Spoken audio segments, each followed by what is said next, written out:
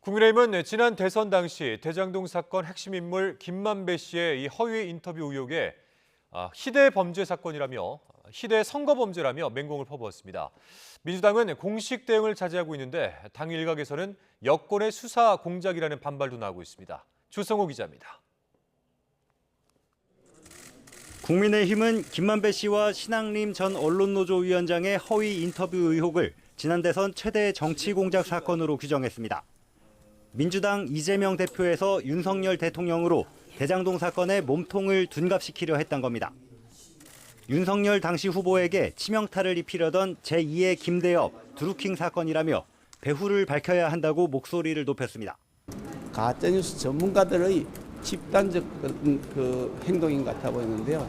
반드시 발본색원해야 되는 건 말할 것도 없고요. 그것이 배후가 있을 것으로 추정하는 것이 당연한 상식입니다. 국무위원들이 참석한 가운데 진행된 정치 분야 대정부 질문에서도 강공은 계속됐습니다. 6개월 전에 인터뷰하고도 선거일 사흘 전에 보도한 건 공작 의도가 명백하다며 검찰에 철저한 수사를 촉구했습니다. 그런데 선거가 임박할수록 선거 결과를 장담해서 얻게 되자 선거를 불과 3일 앞두고 가짜 녹취 파일로 공작을 시도했던 것입니다. 그런 부분까지 포함해서 검찰이 잘 수사할 거라고 생각합니다. 반면 민주당은 YTN의 거듭된 요청에도 당 차원의 공식 입장을 밝히지 않은 채 침묵을 이어갔습니다. 대선 후보였던 현 당대표를 둘러싼 정쟁으로 이어질 수 있는 만큼 신중하게 접근하려는 분위기가 역력합니다. 다만 당 일각에선 이재명 대표 구속영장 청구가 거론되는 상황에서 대통령실과 여당이 수사 공작에 나섰다고 반발하고 있습니다.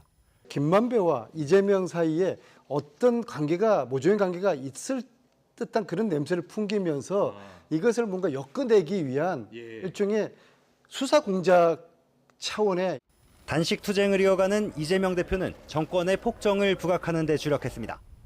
군부 독재 군합발이 사라진 자리를 검사 독재의 서슬퍼런 칼날이 대신하고 있다고 비판했습니다. 여당이 중대범죄 국기문란이라고 날선 발언을 쏟아내는 상황에서 김만배 씨를 직접 인터뷰한 신앙림 전 언론노조 위원장에 대한 검찰 수사 추이에 정치권도 촉각을 곤두세우고 있습니다. YTN 조성호입니다.